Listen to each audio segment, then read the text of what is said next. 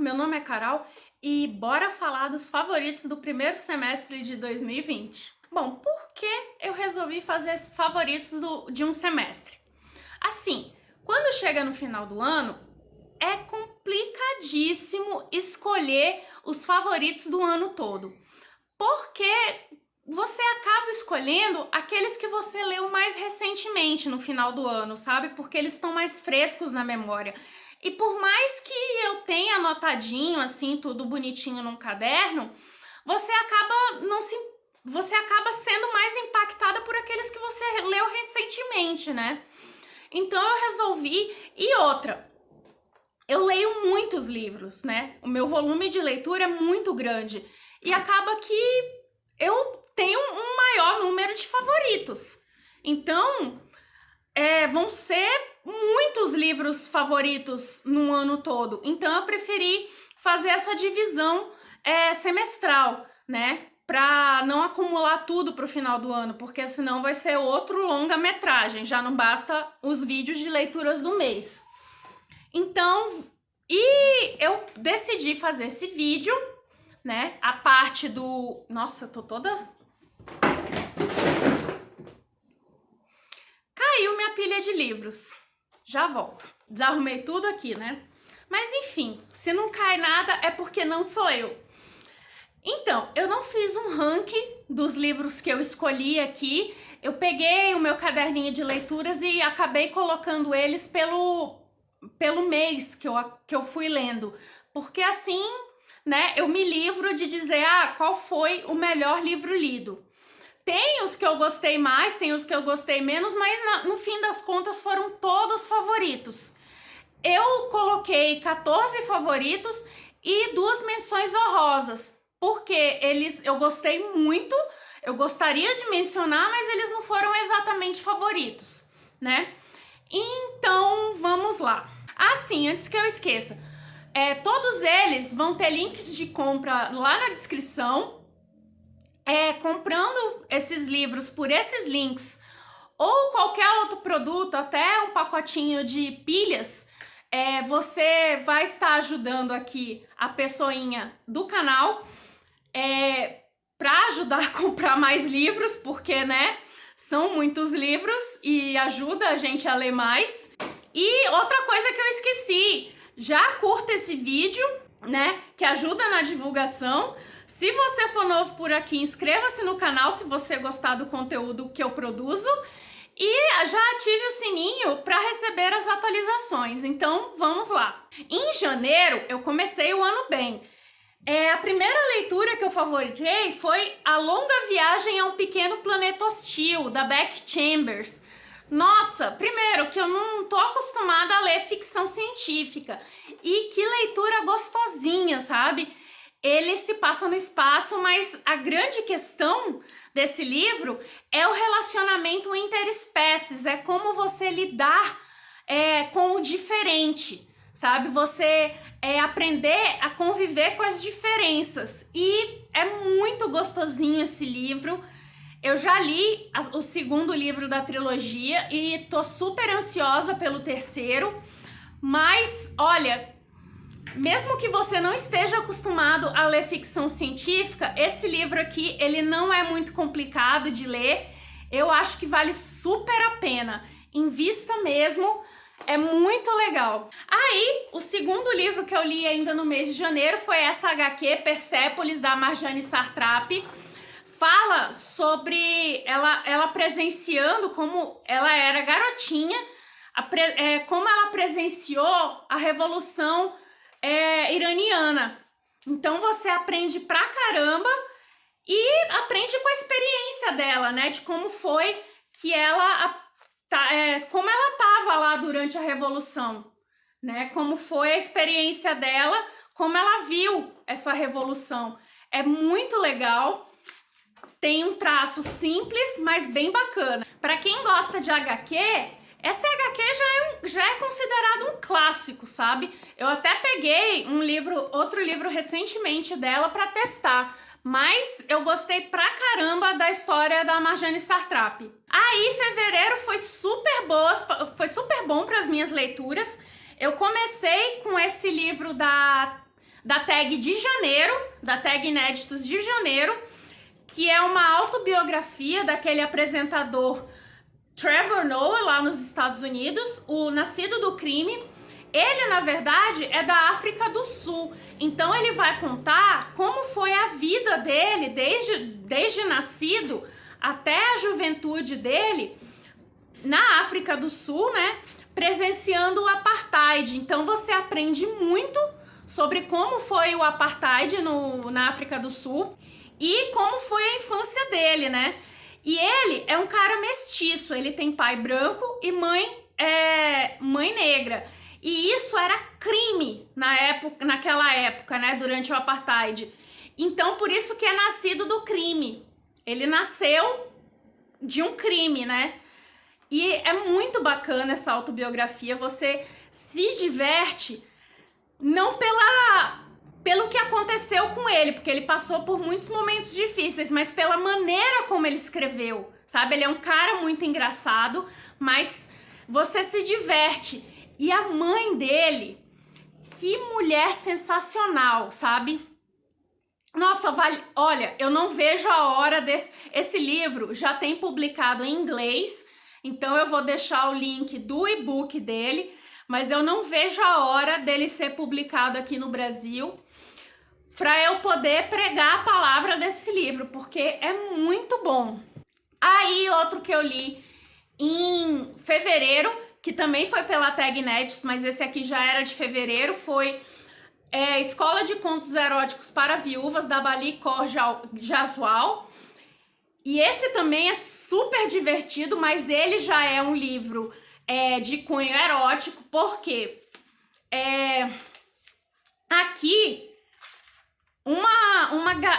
vai falar da comunidade Sikh da indiana, né, da linha Sikh, e em Londres, né, essa comunidade indiana em Londres. Então, uma garota, londrina, mas filha de pais indianos, ela resolve trabalhar como professora de escrita criativa dentro de um centro comunitário indiano. Mas chegando lá, ela descobre que vai ter que ensinar viúvas indianas a ler e escrever. Só que por uma confusão lá, essas mulheres resolvem ditar para uma delas, que é a única que sabe a ler e escrever, ditar contos eróticos. Agora você imagina um bando de senhoras viúvas contando histórias eróticas. É muito divertido, sabe? Tem as histórias eróticas, mas não é aquela coisa picante de livros eróticos que a gente vê por aí. São histórias bem sensuais. E é muito divertido vendo as confusões por quais essas senhoras passam. É outro livro que eu não vejo a hora de ser publicado aqui no Brasil, porque eu não vou fazer uma resenha sobre esse livro, que eu queria muito fazer uma resenha sobre ele enquanto ele não é publicado, sabe? Aí eu acho que não vale a pena falar sobre ele enquanto vocês não podem lê-lo. Outro livro que eu li em fevereiro ainda foi o Inferior é o Carvalho, da Angela Saini, que eu fiz. Nossa, é um livro de não ficção sensacional, que eu fiz um vídeo para ele, pro Dia da Mulher. Ele é um livro de não ficção. Olha a quantidade, acho que foi o livro que eu mais marquei na minha vida, e eu teria marcado mais. Ele é um livro de não ficção que fala sobre como a ciência sempre foi sexista, ela sempre foi machista, ela sempre teve tendências machistas, né? Ela sempre ignorou a mulher nos seus estudos. Então é interessantíssimo. Eu vou deixar a resenha aqui nos cards. Vai lá dar uma olhada, vale muito a pena. Daí vamos para março.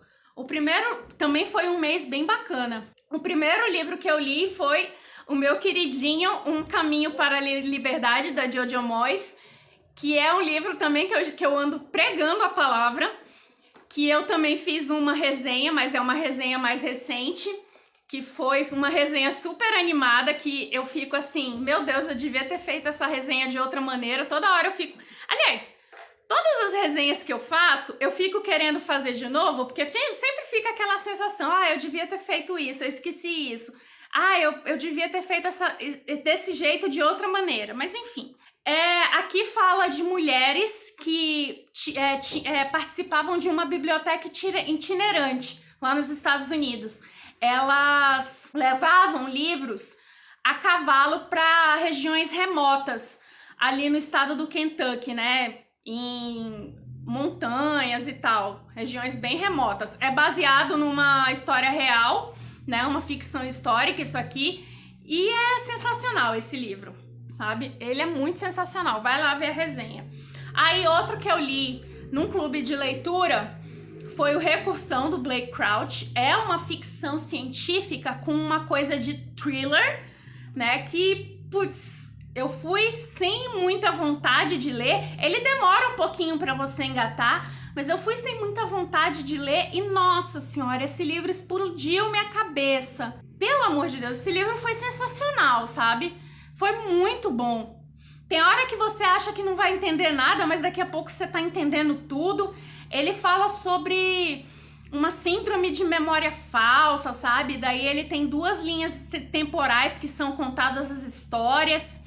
Eu fico até... É um tipo do livro, é o tipo da história que você não tem como contar muita coisa porque você acha que tudo vai ser spoiler. Eu não sei nem o que falar direito sobre esse livro, só sei que leia, sabe? É só assim. Aí, pra terminar março, eu li o maravilhoso Ninguém Vira Adulto de Verdade, da Sarah Anderson. É um quadrinho que você fica com um sorriso aberto de ponta a ponta.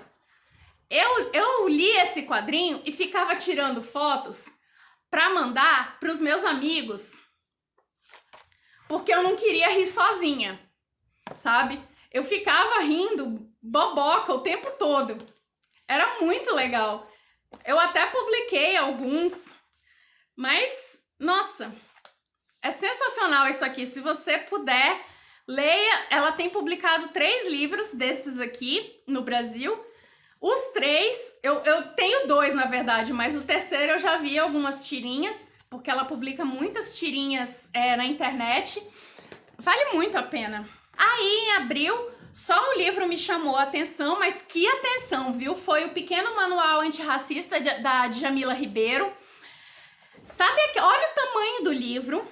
São, deixa eu ver, tirando as notas, são 124 páginas, com letras grandes, sabe?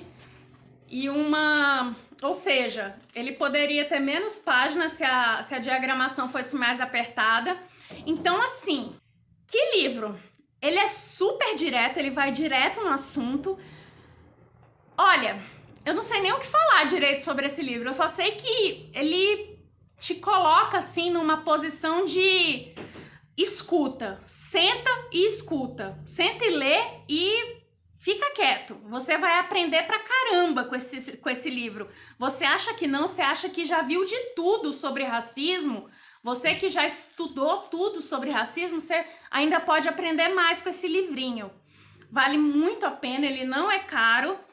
Eu indico pra caramba esse livro. Foi um dos pontos altos do ano pra mim, esse livro. Aí, em maio, eu também tive 3 leituras maravilhosas, começando pela Noiva Fantasma, que é uma fantasia sobrenatural, né? E que livro sensacional! Também foi outra leitura que eu não tinha muitas expectativas, porque é uma coisa que eu não leio muito, que é fantasia. Eu não sabia nada, eu não sabia o que esperar desse livro, sabe? E é muito legal, porque depois que você engata, você fica meio perdido no início, assim, se não é alguma coisa que você tá acostumado a ler, que isso é fantasia. Mas depois que você engata, você não consegue mais parar, sabe? E é uma história muito diferente, é uma coisa assim, eu não sei se chega a ser uma ficção, se tem alguma coisa de ficção histórica, mas você aprende muito sobre a cultura asiática, né? Mas tem coisas da cultura que são antigas, são coisas culturais de antigamente, mas tem coisas que você aprende que ainda devem valer. Mas, nossa, esse livro é muito legal e vale muito a pena. A Cássia, do Vivendo o Sonho por Dia, ela achava que esse livro era de terror, mas não é. Ele fala de um mundo sombrio, de um mundo sobrenatural, mas não é de terror. E olha que eu tô falando que eu não fiquei com medo, e olha que eu sou super medrosa, viu? Mas não é de terror e vale super a pena pra você conhecer fantasia, se você não conhece. Aí, eu li também outra HQ, que foi esse Pílulas Azuis, do Frederick Peters. Eu acho que ele é da Noruega ou da Holanda, deixa eu ver. Ele, nossa, na Suíça, cara. Enfim, por ali. Mas essa HQ é muito legal, tem um traço também bem bacana, em preto e branco. Ele fala da relação, ele é uma HQ autobiográfica, ele fala da relação do autor com a esposa, quando eles se conheceram e quando eles começaram o relacionamento. A esposa dele é soropositiva, então como foi esse relacionamento deles com ela sendo soropositiva? Ela tem um filhinho que também é soropositivo, né? Então como é que foi essa mostrando ela, falando de como ela se contaminou e tal, de toda a história e de como foi esse relacionamento deles, de como foi crescendo e tal, e chegando aos dias atuais, sabe? Mas é muito legal porque é uma história real. Então, você chega no final e tá, né? Você chega no final nos dias atuais, mas assim, ele tem um epílogo. E o epílogo, nossa senhora, é um plot twist sensacional esse epílogo, sabe? É muito bacana. Você fala assim, mano, isso é real, isso é a vida deles. Esse epílogo é muito fantástico, valeu. A história já é de uma delicadeza, sabe? O relacionamento dele com o filho dela, o relacionamento deles dois é tudo de uma delicadeza. Essa história é tratada com uma delicadeza, mas o epílogo, assim, fantástico. Aí, pra fechar o mês de maio, eu li Minha História, da Michelle Obama, e foi um calhamacinho, sabe? Mas ela já começa o livro assim. Eu tenho que ler isso aqui. Hoje em dia, penso que é uma das perguntas mais inúteis que o adulto pode fazer a uma criança. O que você quer ser quando crescer? Como se crescer fosse algo finito. Como se a certa altura você se tornasse algo e ponto final. Cara, quando você começa um livro assim, é porque o livro vai ser bom. Então, o livro é sensacional, ela tem umas visões assim fantásticas, vai contar a história dela, como foi a história dela, como ela conseguiu realizar várias coisas e, claro, vai contar a vida dela como primeira-dama, né? Como foi o período de campanha do Barack Obama, como foi tenso aquele período, como foi ela na Casa Branca, mas tudo da visão dela. Essa é a parte legal, né? Como foi a visão dela, como era, é muito louco, como era o background, assim, da casa, assim, sabe? Como era a parte doméstica da Casa Branca. E aí, o que aconteceu depois também, sabe? Então, é muito sensacional isso aqui, a forma como é escrito, sabe? Eu gostei demais. Foi a segunda autobiografia desse ano e muito legal. Tem as fotos, né? É bem bacana. Eu gostei pra caramba disso aqui. E olha que eu fui com expectativas altas, hein? Porque todo mundo me falava que era muito bom esse livro. Então, foi um livro que cumpriu as expectativas. Eu tava até com medo de ler esse livro e me decepcionar. Aí, agora em junho, eu li pra Maratona Literária de Inverno, Rede de Sussurros, né? Esse livro da Chandler Baker. Esse livro eu fiz até um vlog de leitura pra ele. Já saiu, eu vou deixar aqui nos cards.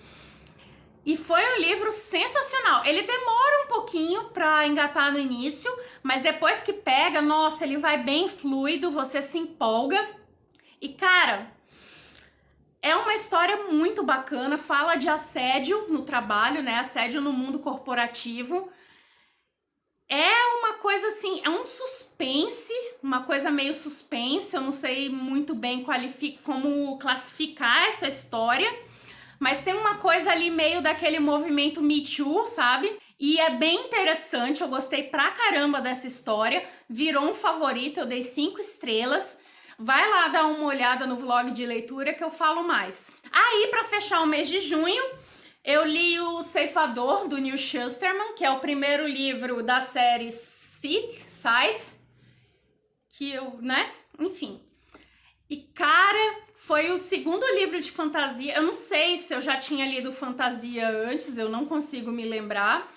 Mas que livro bacana! Nossa, eu adorei! Foi um livro, assim, bem diferente do que eu tava esperando. Não do que eu tava esperando, mas... foi um livro diferente do que eu tava esperando. Eu não criei muitas expectativas, mas... Nossa, foi muito legal, né? E olha que todo mundo me dizia que ia ser legal, que era maravilhoso. Mas mesmo assim, eu não criei muitas expectativas, mas realmente foi muito legal. Eu gostei demais. Eu não sei se ele é exatamente uma distopia, mas ele é uma fantasia. Eu acho que é uma fantasia distópica, podemos dizer. Porque ele fala de uma era pós-mortalidade. Agora que as pessoas não morrem mais, elas são imortais. Elas morrem, mas não do jeito como se morre hoje em dia, né? Que nós temos uma vida finita. Aqui as pessoas são imortais, mas elas são coletadas, ou seja, alguém mata elas. E essas pessoas que matam elas, que coletam seus corpos, são chamados de ceifadores. Eles têm uma instituição chamada de ceifa, né? São pessoas que fazem treinamento para coletar essas pessoas. Por quê? Como as pessoas agora são imortais, tem que se controlar a superpopulação, né? Então aqui vai contar, é o primeiro livro da trilogia, mas aqui nesse volume vai contar a história desses ceifadores. E é uma coisa muito bacana para quem não tá acostumado com esse tipo de livro. A história prende você mesmo. Nossa, me prendeu pra caramba. Eu li em 2 dias, eu acho. Foi bem rapidinho. Ou em 2 ou 3 dias, eu acho que foi. Eu não lembro se foi em 2 ou 3 dias. Mas foi bem rapidinho. E no início, como os ceifadores eles precisam manter um diário sobre o seu ofício, tem umas reflexões acerca da morte muito potentes, sabe? Muito profundas. Deu vontade de sair anotando tudo. Olha, foi favoritado 5 estrelas mesmo. Ai, vai cair minha pilha aqui também. Socorro. E aí, terminamos os favoritos e vamos para as menções honrosas. Um que eu gostei pra caramba foi esse Jack o Estripador, do Rastro de Sangue. Eu gostei porque, assim, tem muitas histórias acerca do Jack Estripador, mas eu gostei dessa daqui porque, vamos dizer que tem um tom de originalidade. Porque fala de uma mulher, de uma moça, que é ela que vai... Ela mexe com medicina forense. Lógico, como aquela época as mulheres não tratavam disso, ela faz escondido do pai com o aval do tio. O tio, ele é médico forense, então ela é aprendiz dele. E ela começa, junto com o tio e o outro aprendiz dele, que é o mocinho da história. O romance aqui não é a parte principal, tá? Mas ela é quem vai caçar esse Jack o Estripador. E eu achei bem interessante essa premissa. Eu gostei pra caramba, é uma história super fluida. Eu já fui atrás do livro, que é a continuação. E o outro foi um e-book, tinha que ter um romance, né? foi o e-book The Unhoneymooners, da dupla Christina Lauren, que é uma história também bem divertida e tem uma premissa também muito interessante, que vai falar de um casal, que não é casal ainda, que ela é irmã gêmea de uma noiva e ele é o irmão do noivo. A irmã gêmea dessa protagonista, tudo que é sorteio ela ganha, inclusive as coisas do casamento dela ela ganhou, o buffet do casamento ela ganhou, e aí ela ganhou também o pacote da lua de mel. E por algum motivo lá, os noivos, eles não vão poder viajar para a lua de mel, né? Acontece alguma coisa lá que eles não podem viajar para a lua de mel.